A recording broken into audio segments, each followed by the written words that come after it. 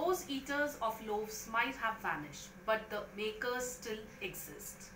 Hi everyone, this is Nalini from SPS International, and today we are going to discuss chapter 7 of NCERT first slide, that is Glimpses of India. This chapter is divided into 3 parts, and today we are going to discuss the first part, that is A Baker from Goa. A Baker from Goa is a real life instance, or you can say it's a nostalgic instance written by writer Lucio Rodrigues. ठीक है, real life incident का मतलब है कि Lucio Rodrigues जो थे उनके childhood के इंस्टेंस पे बेस्ड ये एक उन्होंने चैप्टर या टेक्स्ट लिखा है. Okay, baker from Goa. Goa, as you know, that part of India is ruled by Portuguese. ठीक है, पोर्चुगल से जो आए थे पोर्चुगीज फॉर ओवर 450 ईयर्स. तो 450 ईयर्स तक उन्होंने रूल किया. तो उसकी वजह से क्या हुआ कि उसके कस्टम में, tradition, food, culture, everything is dominated by Portuguese culture. ठीक है, और उसी का एक इफेक्ट है, दैट इज बेकर. ठीक है, पोर्चुगीज जो थे they mostly love to eat cakes. ठीक है, तो बेकिंग जो प्रोफेशन था या जो वर्क था वो उन्होंने ही स्टार्ट किया. ओके, इसके बाद वो कहते हैं कि जैसे लूसियो रॉड्रिग्स जब चाइल्डहुड का इंसिडेंट डिस्कस करते हुए कहते हैं कि अभी भी क्या कहा जाता है, इट इज एल्डर्स जो हैं, जो अभी उस टाइम से अभी तक बेकर्स को देखते आ रहे हैं, दे बिकेम नॉस्टैल्जिक. एंड वो कहते हैं ये जो स्टोरी है या ये जो पार्ट है उनके चाइल्डहुड का, वो कहते हैं it has become a folklore. ठीक है, फोकलोर क्या होता है? फोकलोर होता है जो जनरेशन टू जनरेशन स्टोरी सुनाई जाती है. ठीक है, ऐसे ही वो कहते हैं, ऐसे ही हम लोग जब when he resides in Goa, तो वो कहते हैं हमें भी क्या होता था, हम भी आगे जनरेशन को अपनी बेकिंग स्टोरीज या फिर अपनी ईटिंग स्टोरीज सुनाएंगे that is related to bakers. ठीक है, केक्स वगैरह से रिलेटेड. अब वो कहते हैं, अब मैंने आपको ये तो बता दिया पोर्चुगीज इन्वेशन की वजह से काफी इफेक्ट था कल्चर में. अब उसके बाद क्या था, वो कहते हैं कि बेकर जो था उसको देखने के they are in habit of seeing that baker, because वो क्या करता था, he comes twice a day. In the morning जब वो सर्व कर देने आता था, सेल करने आता था, एंड इन द इवनिंग जब उसका बास्केट खाली हो जाता था सेल करके.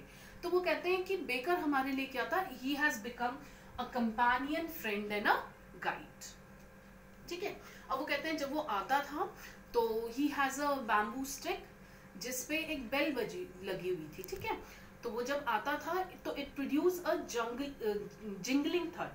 ठीक है, आवाज आती थी झांग झांग की उसमें से.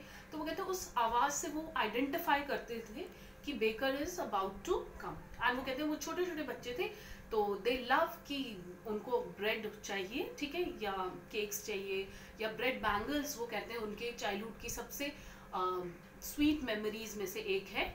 ठीक है, तो बच्चों को ब्रेड बैंगल्स मिलते थे और एल्डर्स ब्रेड लोव्स लेते थे. तो जैसे ही वो जिंगलिंग साउंड होता था, ठीक है, तो वो बच्चे सारे भाग कर जाते थे. और बेकर क्या करता था, वो अपना बास्केट रखता था. He used to greet everyone. ठीक है, गुड मॉर्निंग, गुड इवनिंग बोलता था. एंड वो जो भी था, जिसका जो जितना सप्लीमेंट चाहता था, ब्रेड लोव्स, ब्रेड बैंगल्स, वो उतना उनको सर्व कर देता था. ठीक है, ओके. इसके बाद वो कहते हैं इम्पोर्टेंस बहुत ज़्यादा है ब्रेड की गोवा में. ठीक है, जैसे कि वो कहते हैं फॉर एवरी इवेंट, मैरिज तो उसके बिना होती नहीं है. Christian community as well as Hindus, वो कहते हैं कि अगर किसी भी अच्छे इवेंट में बेकर का फर्नेस ना लगे तो वो लोग ऑस्पिशियस नहीं मानते. इवन जो मदर होती है वो अपनी डॉटर की इंगेजमेंट में she used to prepare sandwiches out of that bread. इसके अलावा क्रिसमस पे बोलिनास बनते हैं, केक्स बनते हैं. ठीक है, एंड वो कहते हैं इवन एवरी डे, ये तो इम्पॉर्टेंट इवेंट्स हो गए, बट वो कहते हैं एवरी डे भी उनमें बहुत ज्यादा ब्रेड का यूज है. ओके, इसके बाद वो कहते हैं कि आज भी क्या होता है, बेकर को पैडर कहा जाता है. ठीक है, और वो आया कहाँ से है, पैडर वर्ड कम्स फ्रॉम एक ऐसे इंसान को देखकर बोलते हैं who used to wear a particular dress. जैसे वो कहते हैं एंशिएंट टाइम पे क्या होता था कि जो बेकर था he used to wear a dress known as कबाय. ठीक है, होता क्या था, it was a shirt, normal shirt होती थी, और जो पैंट होती थी वो 3/4 होती थी, ना तो वो हाफ होती थी ना फुल होती थी, उसके मिडल की होती थी। ठीक है, तो उसको देखते हुए उन्होंने बेकर को क्या कहा, पेडर कहा, और आज भी गोवा में बेकर को पेडर कहा जाता है। ओके, इसके बाद वो कहते हैं कि गोवा में baking is a profitable business. वो कहते हैं जनरेशन टू जनरेशन ये चला आ रहा है, ठीक है। एंड वो कहते हैं अगर बेटा बेकर है तो उसका, सॉरी बाप बेकर है तो बेटा भी उसका बेकर ही होगा, ठीक है। एंड वो कहते हैं कि बेकर जो है वो कभी भी स्टार्व नहीं करेगा, बिकॉज ब्रेड एक ऐसी चीज है वहां पे गोवा में जो कॉन्टिन्यूसली चली आ रही है फ्रॉम सो मेनी जनरेशंस। तो baking has become a profitable business and he became nostalgic. And वो बोलते हैं mixers, moulders and old age tested furnace वो अभी भी स्टिल एग्जिस्ट करते हैं। अब तो जैसे ड्यू टू मॉडर्नाइजेशन, ठीक है, और मशीनरी में इतना रेवोल्यूशन आया है, बट वो कहते हैं जो पुराने फर्नेस वगैरह हैं वो भी अभी भी स्टिल एग्जिस्ट करते हैं।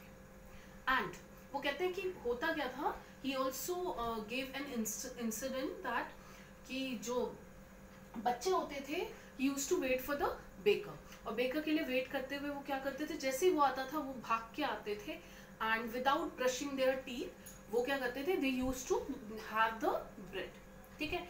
अब वो कहते हैं कि जैसे विलेज, पुराना टाइम था, विलेजेस में होता है जैसे मैंगो स्टिक वगैरह यूज करते हैं, नीम स्टिक वगैरह यूज करते हैं, बट वो कहते हैं कि वैसा नहीं करते थे वो कुछ भी। और इससे एक ह्यूमरस इंस्टेंस बताते हुए कहते हैं कि क्या टाइगर्स भी कभी ब्रश करते हैं, मतलब दे हैव द डिजायर कि उन्हें जल्दी से जल्दी वो ब्रेड मिल जाए। ओके, अपार्ट फ्रॉम दिस वो कहते हैं कि एक और बढ़िया मतलब उनको याद आता है एक बहुत ही इम्पोर्टेंट चीज, दैट इज कि बेकर क्या करता था, ब्रेड तो रोज देता था, लेकिन he used to collect his collection, अपना जो पेमेंट होता था, बिल होता था, वो महीने में एक बार आता था। एंड वो कहते हैं उनके घर की जो लेडीज होती थी, they used to write on the wall, pencil से वॉल में लिखती थी और वहां उसके बाद मंथली कैलकुलेट करके उसको देती थी। तो this chapter gives you an idea कि गोवा जो है state of India which is mainly known for baking profession. Now we'll continue this with the next video जो कि glimpses of India का part 2 है। Thank you. I hope you have understood. Thank you.